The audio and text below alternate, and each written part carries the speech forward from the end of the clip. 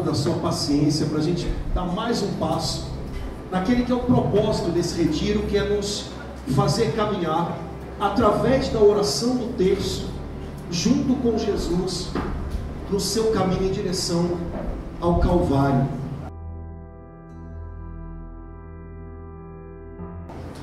O que a gente está fazendo nesse retiro é isso, a gente está aproveitando esse caminho que é a oração do terço, que ajuda a gente na alma a caminhar ao lado de Jesus, para descobrir até o Calvário o que Jesus fez pela gente, o que Jesus fez por nós.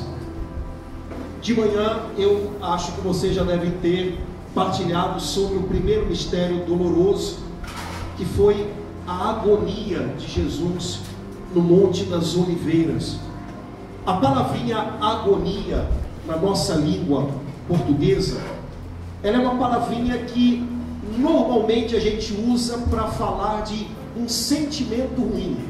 Agonia é um sentimento ruim, mas a origem dessa palavra, ela tem um significado ainda mais intenso. A palavrinha agonia da nossa língua vem de uma palavrinha da língua grega que significa luta. Quem está em agonia sente dentro da alma uma luta. Às vezes a gente olha ao redor da gente e a gente vê muita confusão, mas eu acho que vocês todos aqui já devem ter passado pela experiência de sentir uma grande confusão dentro. E quando a confusão é dentro, isso dói bastante, porque a gente quer uma coisa, mas de repente quer outra. A gente sabe o que é certo e de repente a gente tem vontade de fazer o errado. No Monte das Oliveiras, Jesus teve o seu momento de agonia. É claro que Jesus nunca quis fazer nada errado, mas Jesus tinha dado até aquele momento no Getsemane, sempre Jesus tinha dado o seu sim, o que o Pai pedia dele. Agora tinha chegado a hora de dar um sim definitivo. O Pai estava pedindo tudo, estava pedindo a vida. E Jesus era o Filho de Deus, mas ele também era gente, também era homem. Ele também sentia medo, ele também sentia dor, ele também sentiu vontade de sumir. Talvez você já tenha sentido. E lá no Monte das Oliveiras, Jesus viveu essa agonia, essa luta dentro dele. Ele queria continuar dizendo sim para o seu Pai, mas tudo aquilo podia acabar se ele simplesmente fugisse. Mas nessa luta dentro, Deus foi vencedor, porque Jesus deu o seu sim até o final. E é por causa do sim dele que hoje a gente está aqui. Se Jesus não tivesse dado aquele sim, eu não faço ideia do que teria acontecido depois, e nem se a gente estaria ou aqui ou em qualquer outro lugar.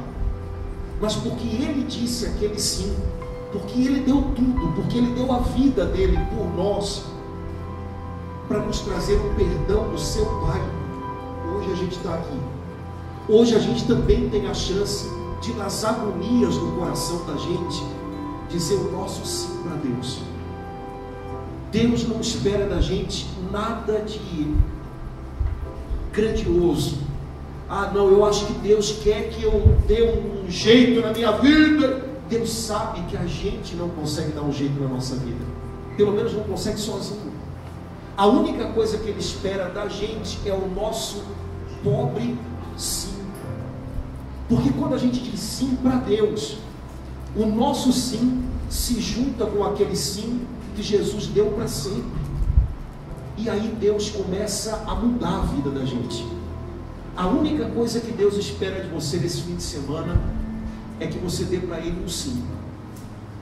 Esse sim não pode durar só um fim de semana, né?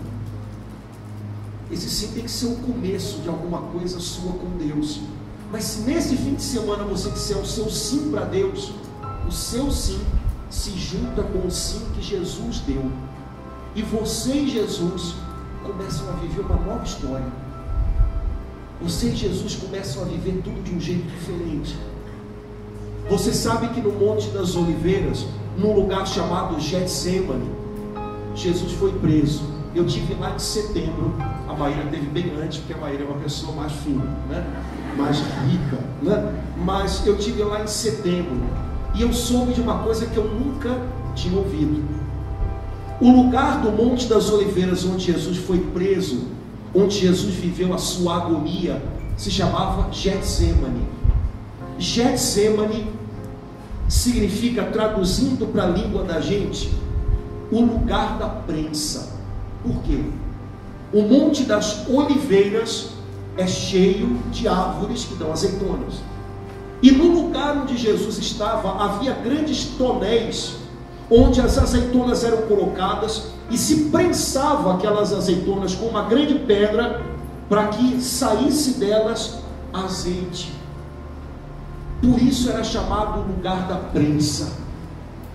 Foi no lugar da prensa que Jesus também começou o seu sofrimento por nós em direção ao Calvário. Naquele lugar o coração de Jesus foi prensado em agonia, e Jesus deu o azeite mais puro, o sim mais generoso que ele poderia dar ao seu Pai do céu. Aceitou carregar os nossos pecados, e por causa desse sim de Jesus, e por causa do azeite que ele derramou, as nossas feridas são curadas.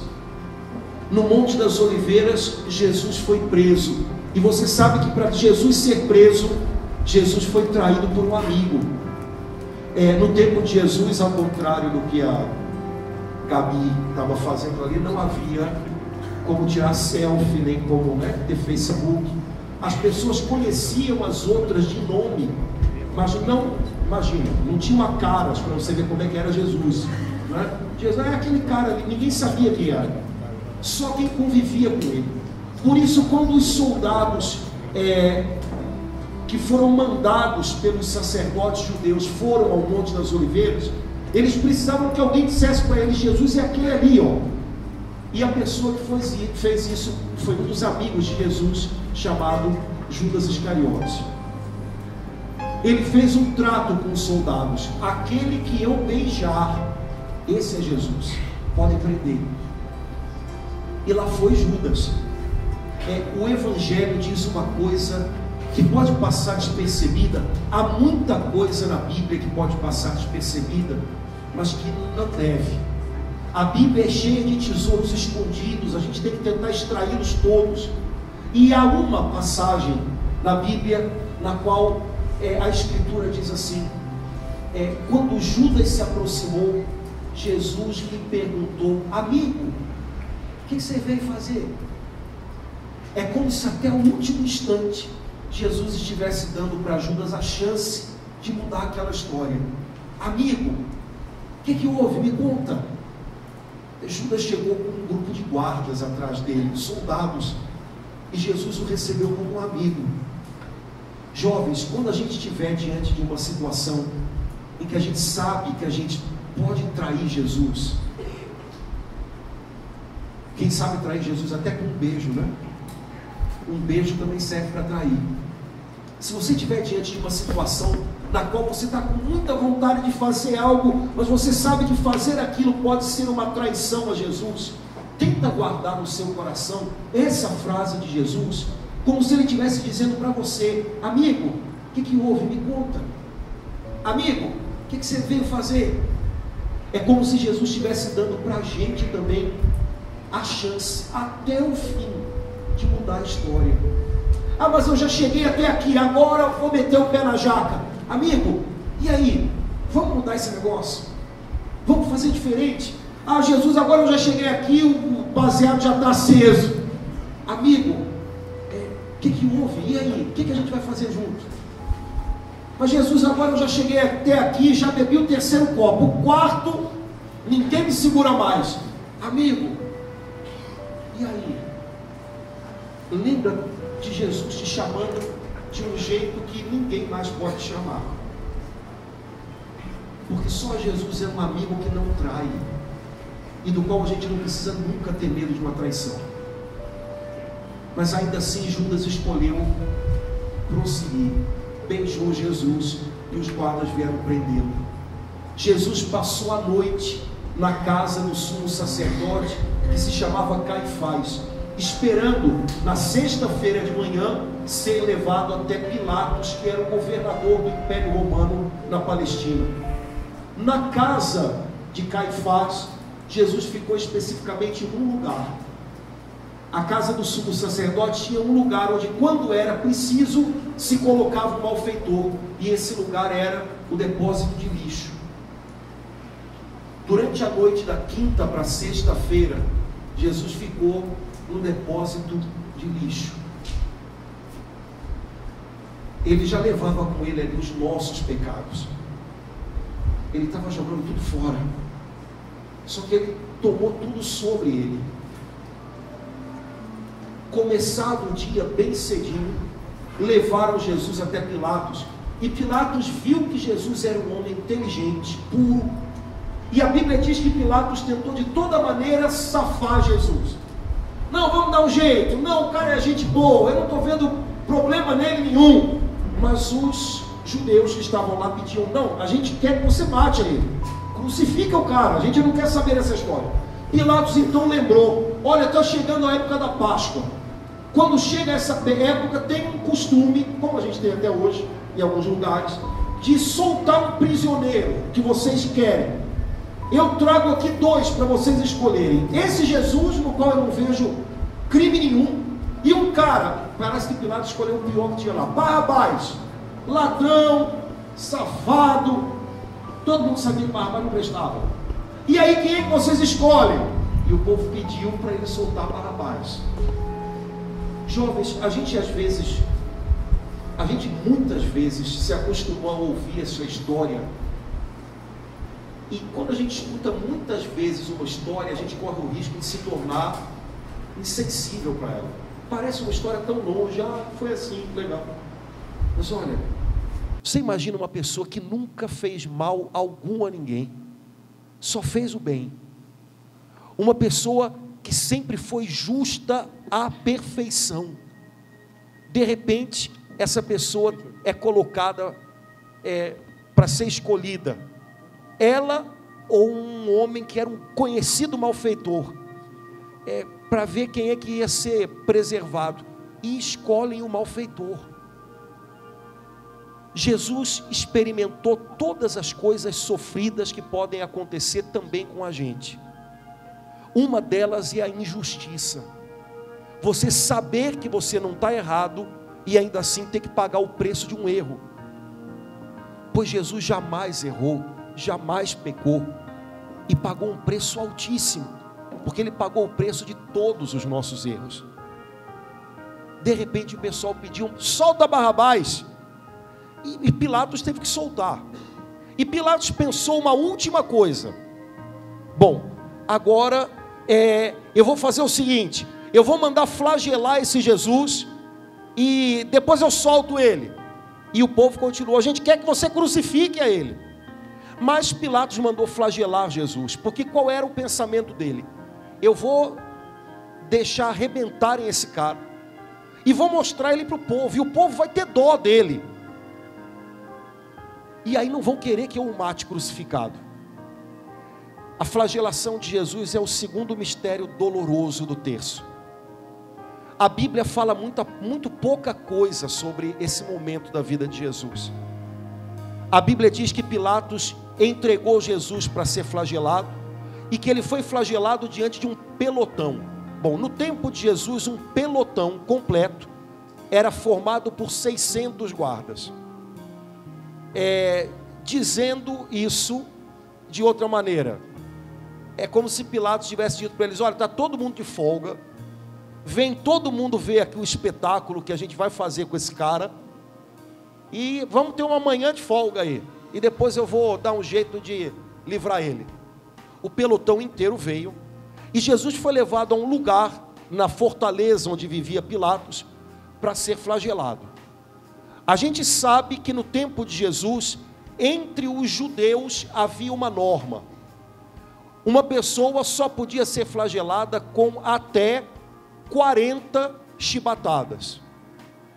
Para que os carrascos não errassem e dessem 41, porque se eles dessem 41, eles é que iam ser flagelados. Se o carrasco errasse e desse mais do que era a sentença, quem começava a receber flagelo era ele. Então o que os carrascos faziam? Davam 39 golpes no condenado.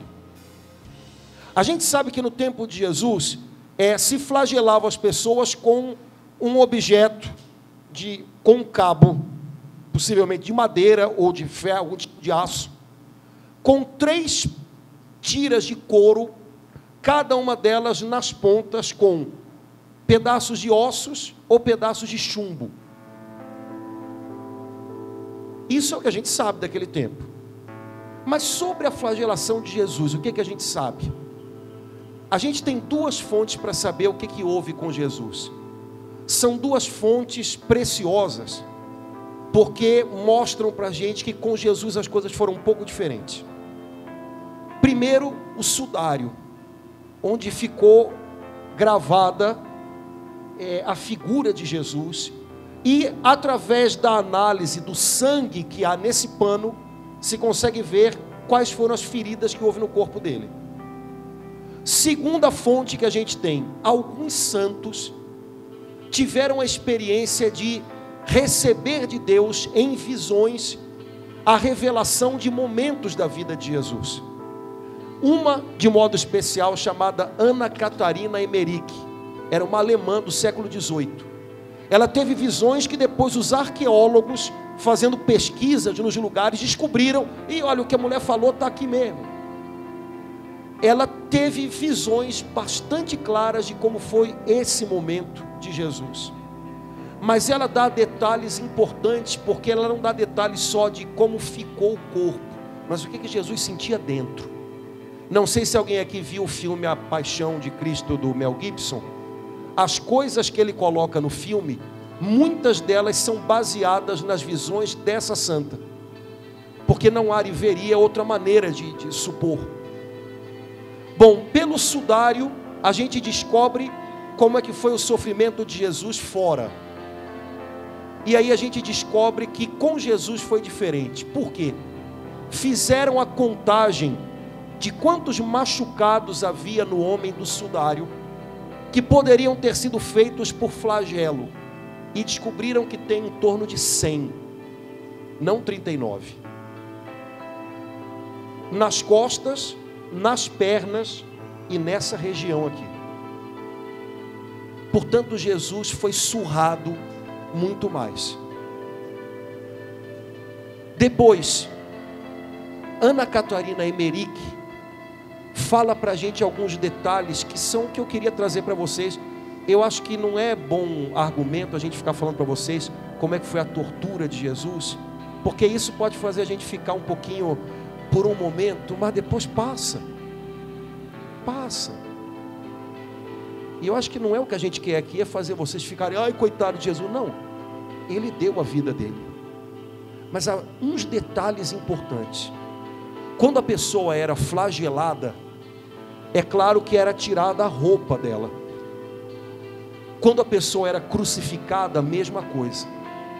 Jesus não foi diferente de ninguém. Jesus foi flagelado e pregado na cruz, nu, para passar vergonha. Para passar vergonha. Nossa Senhora estava lá, as pessoas estavam em volta. Ana Catarina Emmerich diz que quando tiraram as vestes debaixo de Jesus, jogaram num canto e começaram a surrá-lo. Mas normalmente os carrascos eram trocados de 2 a 2. Por quê? 2 motivos. 1, eles ficavam cansados de surrar o condenado.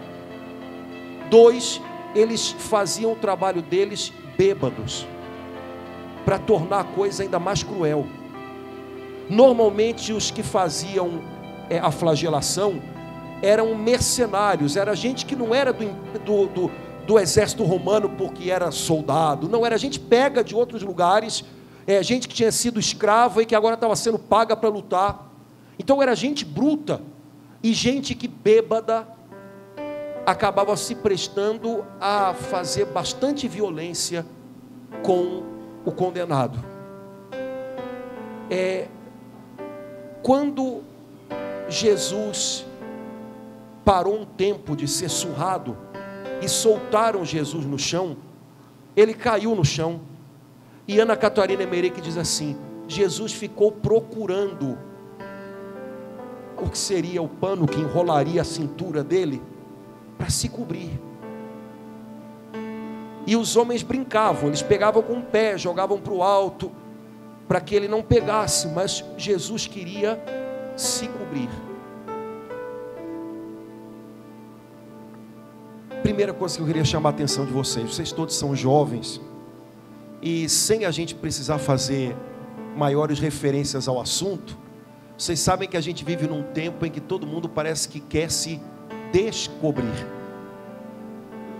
O tempo inteiro as pessoas perderam o sentido de intimidade, o sentido de vergonha, o sentido de pudor, sabe, aquela postura bonita, altiva, de quem sabe que o seu corpo é algo tecido por Deus e que portanto deve ser cuidado e guardado dessa maneira. Isso tudo se perdeu, e as pessoas passam a maior parte do tempo querendo se descobrir, se desnudar, se despir. Mas naquele momento em que Jesus estava despido diante de todos, uma coisa que afligia o coração de Jesus era desejar se cobrir com pudor. Então Ana Catarina Emmerich diz que certamente o Senhor sofreu tanto também para perdoar os nossos pecados de impureza. Jovens, eu hoje estava vindo de carro de uma missa e estava rezando no carro por vocês aqui. E aí me veio na cabeça, né? Como é que vai ser? Eu achei a escolha do tema belíssima. Eu falei, meu Jesus, como é que vai ser falar com essa garotada sobre isso? Porque gente surrada, gente machucada, eles até veem no jornal. O problema não é a quantidade, o tamanho da surra. O problema é quem levou aquela surra. O Filho de Deus, que nunca pecou. E por que ele levou aquela surra? Foi por nós. Jesus disse, a gente ouve a cada missa, vocês ouvem isso a cada missa: esse é o meu sangue, o sangue da nova e eterna aliança, derramado por vós. Jesus não derramou o sangue dele por uma fatalidade, coitado, ou então quem sabe por um erro de cálculo político da época. Talvez algum professor pudesse dizer isso: Jesus foi condenado por um problema político romano e judeu. Não, Jesus disse por que ele derramou o sangue dele: para a remissão dos pecados, dos vossos pecados. Ele deu a vida dele, ele deu o sangue dele, o corpo, o coração dele, pelos nossos pecados. Mas hoje em dia, eu acho que é difícil a gente ouvir falar de pecado. Parece até que pecado virou uma palavra engraçada. Aí eu lembrei, quando eu estava no carro, que de vez em quando deve ter até uma festa ou outra com esse nome, né? Participe, noite do pecado.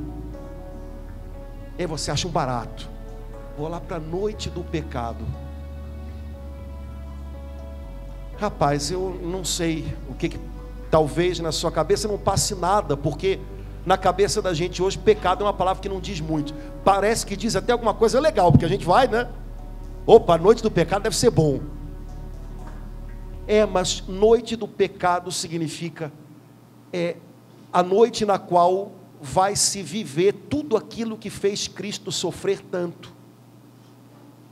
É isso que quer dizer pecado, não quer dizer outra coisa. Jesus queria se cobrir, porque ele tinha pudor, modéstia. E a gente hoje vive num mundo em que a gente parece que o tempo inteiro quer ser visto, quer ver, de uma maneira tão sem sentido, só porque é pecado. Aí é mais gostoso. Mas se foi justamente por causa do meu pecado que ele derramou o sangue dele, como eu posso fazer algo, ou viver algo, ou querer algo que custou a Jesus, que nunca me fez mal, ao contrário, que só me fez bem? Como eu posso querer algo que o fez sofrer tanto? Como pode ser bom para mim algo que o fez sofrer tanto? Estranho isso, muito estranho. Como é que o nosso coração está longe do coração dele, quando aquilo que o faz sofrer, faz a gente ficar bem? Tem alguma coisa aqui no meu coração que tem que mudar, se eu de verdade quero me chamar cristão. Jesus, além de procurar uma maneira de se cobrir, ele ainda teve uma outra coisa que o fez sofrer muito. Ana Catarina Emerick diz que Jesus foi flagelado numa praça, apesar de ser dentro de uma fortaleza, era um lugar por onde as pessoas passavam. E no momento em que Jesus estava sendo flagelado e trocando os flageladores, ele ficou jogado no chão, passaram ao lado de Jesus duas mulheres prostitutas. Jesus olhou para elas, como olhou para Maria Madalena, como olhou para um monte de gente, e no olhar de Jesus só tinha uma coisa, nada de acusação. Deus perdoa você, Deus quer te dar uma nova vida. Mas parece que naquele momento tudo foi tirado de Jesus. E a santa diz que quando elas passaram por Jesus e viram Jesus, a Bíblia diz que ele parecia um verme jogado no chão. Olharam e com um olhar de desprezo foram embora. Jovens, há 2000 anos Jesus é tratado do mesmo jeito. Até hoje Jesus é tratado desse jeito. A gente se arruma, imagina, né? Uma pessoa que se arruma toda, pensando, essa noite eu vou na noite do pecado e eu vou arrebentar a boca do balão. Não vai sobrar uma boca nessa noite do pecado, porque vocês não conhecem muito bem o que significa conviver com pessoas, vocês veem bocas, né? Não é quantas pessoas eu beijei, é quantas bocas eu beijei, né? Experimento fazer isso com um tubarão para ver se funciona, né? Mas você já imaginou, a gente se ajeita tanto, se emperequeta tanto, com um propósito, tanto as meninas quanto os rapazes. Eu estou me emperequetando para me mostrar. A palavrinha que vocês não usam, porque é uma palavrinha que é rebuscada, mas eu estou me preparando, eu vou me aprontar para seduzir. E aí, eu vou pegar mais uma boca. E no final da noite eu deito e durmo e acabou. A mesma coisa há 2000 anos. A mesma coisa há 2000 anos. Não mudou nada. Não mudou nada. Alguns jovens, quando chega na hora de ver um filme como A Paixão de Cristo, ou quando vem na igreja na Sexta-feira Santa, ou se eu estivesse lá, se você estivesse lá, você certamente seria mais um a virar o rosto e achar aquele verme alguém que não se deve nem olhar. Todo mundo fez isso.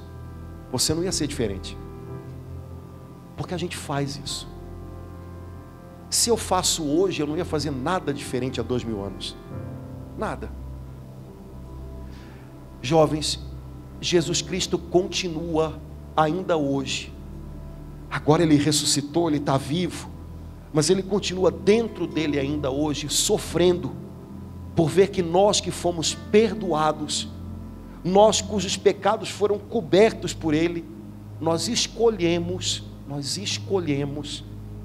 abrir mão desse perdão e continuar vivendo as mesmas coisas que desde que a humanidade é do jeito que é, todo mundo vive e todo mundo se perde nessas coisas. Ontem eu perguntei para Gabi o que era para falar. Gabi, eu tenho uma palestra depois do almoço, vai estar todo mundo dormindo, eu vou falar sobre o quê? Eu vou contar uma piada, eu vou fazer uma receita de bolo para ver se, para confirmar que está todo mundo dormindo, né? Então não é para falar sobre a flagelação. Falei, certo, mas para falar da flagelação, a Bíblia diz muito pouco. O que eu vou falar? 40 minutos falando o quê?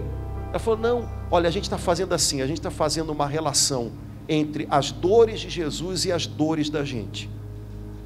Eu entendo isso. Qualquer dor que a gente sinta no coração da gente, Jesus sentiu antes. E Ele deu para a gente o caminho para a gente viver aquilo de uma maneira diferente, para viver as nossas dores do jeito que Ele viveu. Mas desde ontem de noite até agora eu estava pensando nisso e eu falei, cara, eu não vou fazer isso não, porque por mais que a gente possa encontrar em Jesus o exemplo para lidar bem com as nossas dores, não existe comparação entre as minhas dores e as dele. O que vai mudar a minha vida não é saber que Jesus passou por tudo isso e logo, não, é saber que eu mereço as minhas dores, Ele não mereceu nenhuma. Eu fujo das minhas dores, Ele caminhou em direção às dores dele de braços abertos. Eu sou ingrato, Ele escolheu tudo isso para me perdoar. Não é só para olhar para Jesus e pensar, ok, Jesus, você então está me ensinando a passar pelos meus apertos. Ele ensina, eu tenho certeza que ensina. Ele ensina você a enfrentar suas dores de um jeito melhor. Mas eu hoje queria dizer para vocês uma outra coisa. Não há dor que a gente enfrente que se compare com as dores dele. As nossas dores são fruto do nosso pecado, porque a gente está mergulhado num mundo de pessoas que se ferem mutuamente. Há dores em nós por causa de pecados de outros, mas eu garanto para cada um de vocês que já passou dos 15 anos aqui, que deve ter gente que sente dores também por causa dos pecados de vocês. Nós nos ferimos todos porque nós estamos mergulhados num mundo cheio de pecado, mas ele não era desse mundo. Ele escolheu ficar mergulhado nessas dores. Ele escolheu tomar tudo isso para descer no fundo do poço onde a gente estava e nos tirar lá de dentro, tomando tudo sobre ele e dizendo, olha, está tudo pago. As dores que um inocente sofre pagam os erros, as dívidas, os pecados de todos os pecadores. Ele pagou esse preço. Ele foi desfigurado no corpo dele que nunca pecou, para dizer para a gente o tamanho dos nossos pecados. Cada vez que eu, ao invés de me resguardar, me lanço numa praça pública, para que todos me vejam, para que eu veja todos, para que todos me usem, para que eu use todos, eu estou repetindo aquilo que fez Cristo sofrer naquela flagelação ali. Cada vez que eu passo vestido para matar, não é isso? Né? Vestido para matar, eu estou como aquelas duas mulheres olhando para ele, decidindo, e aí você vai me dizer, pô, padre, está pegando pesado. Não, eu não estou dizendo para você andar que nem um dragão da independência na rua, né? Fique tranquilo, aliás, em alguns casos tem até que dar uma ajeitadinha mesmo, né? Mas o problema não é esse, o problema está aqui dentro. Uma moça ou um rapaz podem se vestir bem, com gosto, e quem sabe até para impressionar uma pessoa, sem querer se tornar alguém que sai seduzindo todo mundo por aí. Jesus nunca se expôs dessa maneira. As pessoas olhavam para Jesus, mas não era porque ele era um sedutor, é porque olhar para ele fazia todo mundo se sentir mais perto de Deus. Assim também devia ser com quem segue Jesus. Não porque a gente é um sedutor, porque a gente joga aquele charme, sabe? Aquele olhar meio verde, assim meio, né? Mas porque olhando para a gente, as pessoas se sentem queridas, perto de Deus. Isso vale a pena. Jovens, vocês vivem num mundo que já não é o meu. Eu estou com 41, eu já estou mais para lá do que para cá, né? Graças a Deus, né? Pois é. Mas olha, vocês vivem num mundo que já não é o meu. E eu sei que no mundo no qual vocês vivem, todo dia, 24 horas por dia, vocês escutam o avesso do que eu estou falando aqui. Mas eu não quero dar para vocês argumentos para contrapor absolutamente nada do que digam para vocês, porque as coisas que dizem para vocês são ideias. Todo mundo acha alguma coisa sobre como a gente tem que viver a vida. O meu convite para vocês hoje é que, ao invés de ficar debatendo ideias, a gente olhe para uma pessoa real, que a história, que a Bíblia conta para a gente, era perfeito, jamais pecou, filho de Deus, mas que escolheu tomar as nossas dores por causa dos nossos pecados, para nos perdoar. O que faz um cristão ser diferente de outras pessoas não são ideias. Ok, eu tenho uma quantidade boa de ideias para ser diferente. O que faz um cristão ser diferente é Jesus Cristo. Não é uma ideia. Jesus não é uma ideia. Jesus é alguém. E se você sabe quem é esse Jesus, e você um dia já entendeu o tamanho do amor dele, e se você entendeu a agonia que ele enfrentou para dizer esse sim, que no fundo foi um sim para a gente. Se você entendeu isso, na hora de fazer as suas escolhas, ele vai ser o motivo das suas escolhas.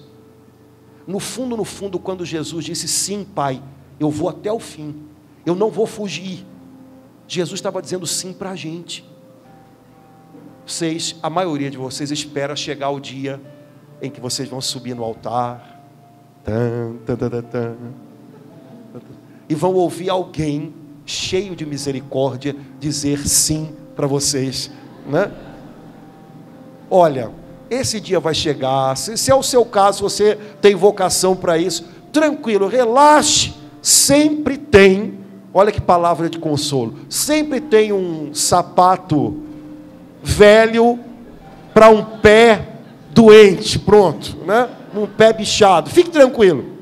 Agora eu queria dizer para você uma coisa só, e que não é uma história, é algo real. Antes de qualquer outra pessoa chegar na sua vida, Jesus Cristo já chegou. Porque o sim que ele deu lá no começo dessa história foi um sim para você e para mim. Pai, eu quero dar a minha vida por essa pessoa. Eu quero, a minha vida vale essa pessoa. Sempre que vocês ouvirem um não de alguém, e a vida faz a gente aprender a ouvir não, lembrem que Jesus já disse sim. Antes que vocês ouçam o sim de qualquer outra pessoa, lembrem que Jesus chegou primeiro. Ele já tinha dito sim. Quando a gente entende isso, a gente se livra de tanta furada. A gente se livra de relacionamentos que são cheios de beijinho, como o relacionamento de Judas com Jesus. Cheio de beijinho e cheio de traição. Quando você escolhe não abrir mão do sim de Jesus, isso te livra de um monte de furadas. Você deixa de ser dependente, meio biruta, por causa do sim, que não é um sim generoso de Jesus, é um sim meio que de esmola que alguém possa te dar. De repente você descobre, opa, não vou trocar o sim dele por nenhum outro. Lembre que Jesus já deu um sim por você. Lembre que Jesus chegou primeiro. Lembre que Jesus sofreu aquela flagelação porque nós não sabemos mais cuidar do nosso próprio corpo e acabamos transformando o nosso corpo num lugar de pecado e de mentira. Por isso o corpo santo de Jesus se tornou um corpo de feridas, por causa do nosso corpo cheio de pecado e de mentiras. Se não for por ele, podem dar uma palestra legal para vocês sobre todo tipo de coisa, e a gente vai achar, gostei do argumento, mas vai continuar fazendo tudo igual. O argumento ficou aqui, mas chegou sexta-feira de noite, meu Deus, me dá um negócio que os argumentos vão todos embora, né? para durar sexta-feira, sábado, domingo, segunda, terça. Só Jesus Cristo, que é real, que está vivo, que tomou sobre ele todos esses pecados e que venceu tudo no corpo dele. Mas quando você ouvir agora na missa, Jesus dizendo pela voz do Padre: esse é o meu corpo dado por vocês. Lembra dessa flagelação. Esse é o meu sangue derramado para o perdão, para a remissão dos pecados de vocês. Lembra que Jesus derramou o sangue dele também na flagelação, para cobrir os meus erros, a minha falta de amor, o meu amor inconsequente, com o amor generoso e puro dele, me lavando de tudo, lavando você. Acho que esse Jesus vale o reconhecimento da gente, de que nós somos pecadores. Esse Jesus vale a nossa tentativa de melhorar. Esse Jesus vale uma confissão. Eu vi aqui na narrativa do jogo, né? Gol, né? Eu falo: ai meu Deus do céu, tá bom, vai, eles gostam, né? Eu vi na narrativa do jogo aqui que zera quando você se confessa. Mas você acha que zera de graça? Não zera de graça. Alguém pagou o preço por isso. Alguém pagou o preço por isso, para que você possa chegar no Padre e simplesmente reconhecer que é pecador e receber um perdão que zere, que faça você começar de novo. Alguém deve ter se empenhado por isso. Custou a vida dele. Custou a vida dele. Perdão nunca é uma coisa de graça. Quem aqui já teve que perdoar alguém sabe o quanto custa um perdão. Pois aquele perdão que você recebe na confissão custou, mas custou para ele, para Jesus. E ele pagou o preço. Acho que ele vale a sua confissão nesse fim de semana. Acho que ele vale você tentar, a partir desse fim de semana, levá-lo mais para a sua vida. Fazer ele entrar no meio das suas coisas, sabe? Como a gente disse antes, quando você estiver pronto para dar um passo e fazer alguma coisa que você sabe que é uma traição a ele, você ouvir a voz dele entrando no meio dessa história: amigo, a que vieste? Ou então, quem sabe, quando você for se preparar para se vestir para matar, né? Imaginar Jesus lá e aquelas duas moças passando. Será que você vai ser a terceira? Ou será que você vai passar por ele com outro olhar? E assim como ele se cobriu para resguardar a intimidade dele, o corpo dele, você também vai aprender a ser visto, não porque é um sedutor ou uma sedutora, mas porque é alguém para quem, quando a gente olha, a gente vê alguém que puxa a gente para cima, leva a gente para Deus. Eu não sei se vocês conhecem, vou terminar antes que vocês durmam. Eu não sei se você, depois eu vou pedir para trazer para cá. A santa que eu mais gosto tem um nome esquisito. Eu reconheço que todo mundo faz brincadeira, principalmente os mongóizinhos. O nome da santa é Santa Gema. Obviamente, é irmã de Santa Clara.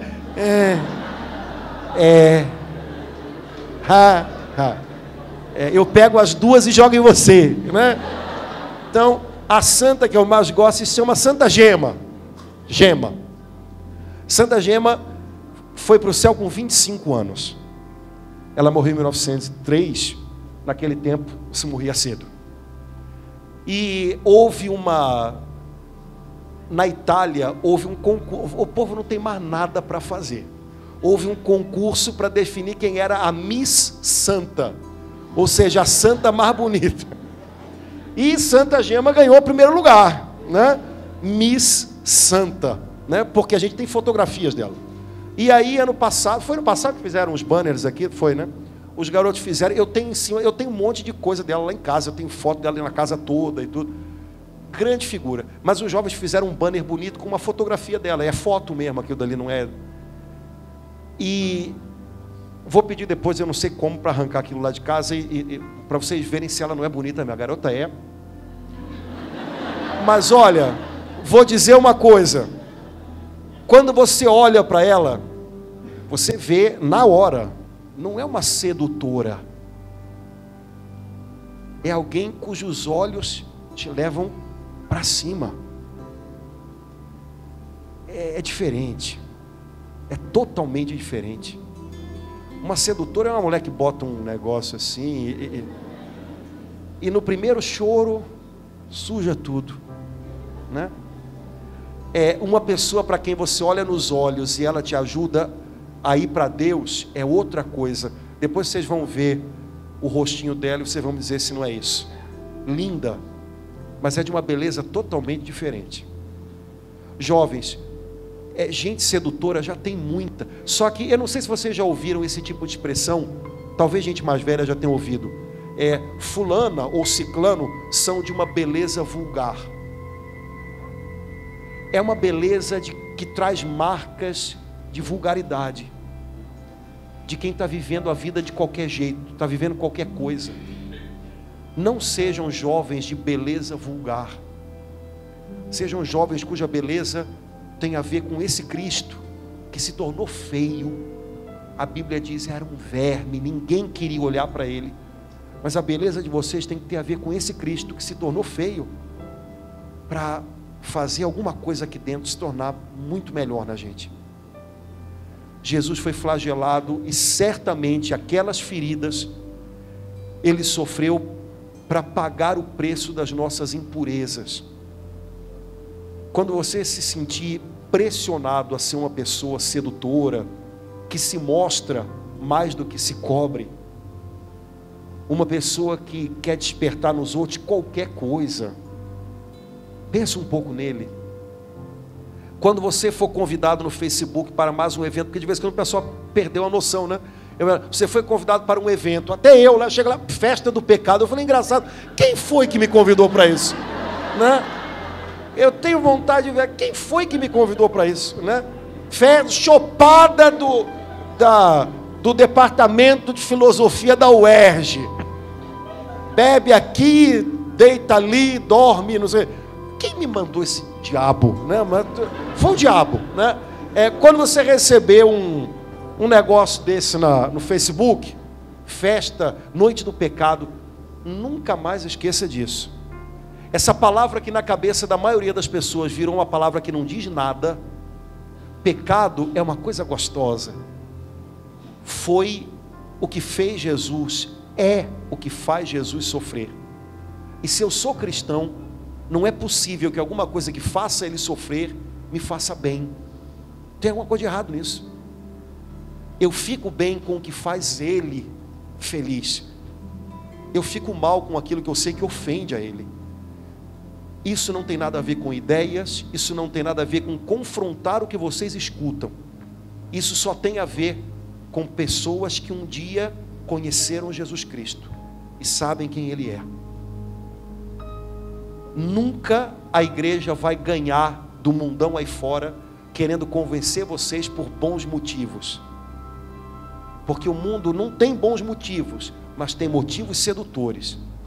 A gente só vai conseguir de alguma maneira ajudar vocês a fazerem as suas escolhas se a gente lembrar para vocês que Jesus Cristo tem que ver com elas. Não é possível que ele não tenha que ter nada com as escolhas de vocês. E se você conhece Jesus Cristo, se você sabe quem ele é, você sabe o que você tem que escolher. Faça as suas escolhas, mas traga ele para o meio de todas essas coisas. Quem sabe esse fim de semana o Senhor só está esperando de você uma coisa, a sua confissão. Não porque tem que confessar, não tem. Não porque não, mas porque aqui dentro você entendeu. Tem coisas em mim às quais eu estou agarrado, apegado, que fazem ele sofrer. Eu quero vencer isso. Eu prefiro a ele. Eu escolho a ele. Não vai ser de um dia para o outro que eu vou falar, pronto, agora eu saí da confissão.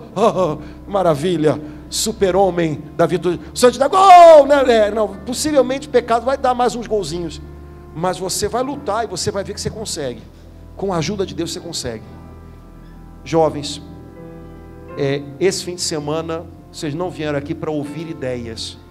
Ideias vocês já ouvem muitas, o tempo inteiro, e basta que vocês tenham um pouquinho de inteligência, eu sei que vocês têm, para não se deixar levar por essas ideias. vocês vieram aqui esse fim de semana para ver Jesus Cristo. Cada vez que a gente contempla um mistério do terço, cada vez que a gente lê a palavra de Deus, cada vez que a gente adora a Deus, a gente vê Jesus Cristo. E quando a gente vê Jesus Cristo, não tem como ser indiferente. Ou a gente diz sim para Ele, diz sim com Ele, ou a gente vai embora do jeito que chegou. Faça a sua escolha por Jesus. Eu tenho certeza que ela vai valer muito a pena. Você pode ficar em pé um instantinho? Enquanto você fica em pé, eu vou dar uma palavrinha aqui para o pessoal da equipe. Vocês vão congelar os jovens. Eles estão praticamente rejuvenescendo, porque estão congelando no ar-condicionado, né? Então, no formol, né? No sei lá o que, né? Então, se em algum momento ou der para aumentar, ou então desligar alguns por um tempinho, depois ligar de novo, mas depois a gente faz isso, né?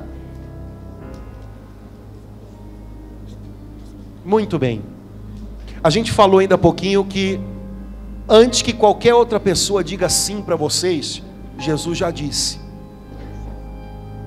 As pessoas às vezes dizem sim para a gente hoje e amanhã elas vão dizer não. Mas Jesus é diferente, Jesus nunca faz isso. Eu queria pedir a vocês para fazer uma coisa diferente hoje. Para você não ficar assustado, achando, caramba, eu não vou nem pedir a sua mão esquerda, só vou pedir a direita. Posso pedir a sua mão? Sua mão direita. Pronto. Você sabe que nessa mão direita aqui, nesse dedinho aqui, não é isso? É isso, né? Um dia vai entrar uma aliança, né? Vai aparecer o príncipe num cavalo branco. A roda do cavalo vai furar justo na sua porta. E aí o príncipe vai bater lá pedindo para ligar para alguma coisa, porque a bateria do celular dele descarregou. E aí o príncipe vai colocar uma aliança aqui. Enquanto esse dia não chega, o que eu queria pedir a Deus hoje é que vocês soubessem que já tem uma aliança aqui. Toda vez que vocês assistem à missa, há uma oração que o padre pode fazer em voz alta ou em voz baixa, na qual ele diz: esse é o banquete nupcial do Cordeiro de Deus. Dizendo de outra maneira, é a festa de casamento do Cordeiro de Deus. Ou seja, o noivo quer receber a gente e casar com a gente. Jovens, há tanto jovem por aí sonhando com um sim, que não precisa nem ser um sim do casamento, bastaria um sim. Aliás, tem tanto jovem esperando qualquer sim. E o sim mais precioso a gente já tem. Um sim que não vira não. Talvez alguns de vocês aqui já tenham tido a experiência de ter um sim que virou não. Normalmente, vou contar uma coisa para vocês, só vou contar porque eu sei que não vai sair daqui. Quando o jovem vem por livre e espontânea vontade marcar horário com o padre, sem ser pressionado para tal, eu já sei qual é o assunto. Padre, posso marcar horário? Pode. Mas vem aqui, chega a pessoa que, padre, levei um fora. Falei, nossa, e eu quase já ia adivinhando, né? Normalmente os jovens querem bater um papo com alguém, até o padre serve, quando a vida dá um primeiro não. Às vezes o primeiro não vem pela namorada ou pelo namorado. Jovens, olha, desculpem, vou ser sincero com vocês, a vida vai dizer muitos nãos para vocês. Mas a Bíblia diz que Jesus Cristo nunca é não. Jesus Cristo é o sim de Deus para a gente. O sim dele nunca vira não. Hoje eu queria pedir a você que a gente pudesse fazer um compromisso com Jesus, que não vai ser nem de casamento, hein, para você não ficar assustado. Só de noivado, beleza? Só de noivado. Se você puder fechar os seus olhos um instantinho, queria pedir que você levantasse um pouquinho a sua mão direita.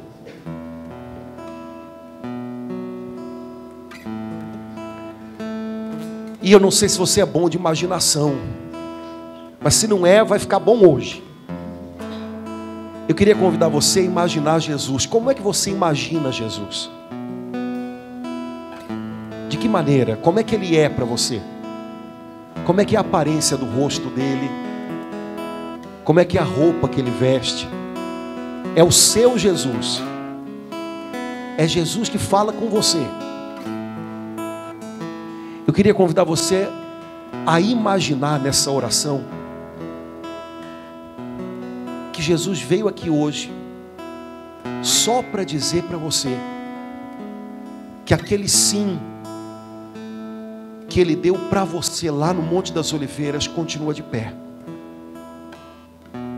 Jesus veio aqui hoje para te dizer: olha, naquela agonia, naquele combate, eu disse sim para você. Eu aceitei tudo por você. E eu não voltei atrás. O meu sim para você continua de pé. É verdade que às vezes a gente disse não para Ele. Talvez você, como eu já fiz tantas vezes, traiu a Ele, fugiu dele, trocou o sim dele por qualquer outro. Mas Ele é fiel. E hoje Ele quer convidar você a renovar essa história com Ele, o seu compromisso com Ele. A mão é sua, você pode estendê-la para que Jesus coloque a aliança dele na sua mão, ou você pode guardá-la de novo. Jesus é gentil, Ele não força ninguém. Mas se você quer renovar hoje a sua aliança com Ele, dentro do seu coração, diz para Ele: Senhor, apesar de tudo, apesar de eu já ter te traído, apesar de eu já ter te esquecido, apesar de eu já te ter trocado, eu hoje quero tentar de novo a minha aliança contigo. Eu hoje quero te trazer de volta para a minha vida, para a minha casa. Eu hoje quero que você faça parte das minhas escolhas. A partir de hoje eu quero olhar para você, quando eu estiver me arrumando, quando eu estiver escolhendo para onde ir. A partir de hoje, eu quero que você faça parte da minha vida, dos meus passos. Por tua causa eu quero poder dizer sim e não, para o que for preciso. Eu te agradeço, Jesus, porque o teu sangue, as tuas chagas, foram o preço para que eu pudesse ser perdoado. Jesus, eu sei o quanto um perdão custa caro. E eu nunca tinha pensado nisso, que quando eu vou me confessar, de repente eu sou perdoado, zera tudo. Mas zera tudo porque você pagou um preço muito alto. O teu amor foi muito maior do que todos os meus erros. Eu quero recomeçar, Jesus, junto contigo. Hoje eu quero recomeçar, me ajuda. Me toma na tua mão e me ensina. Eu quero ter uma aliança contigo. Eu quero ter uma vida contigo. Eu quero te encontrar nas minhas coisas, no meu dia a dia. Eu quero te dar o meu sim, como você já disse sim para mim. Hoje eu te dou o meu sim, Senhor.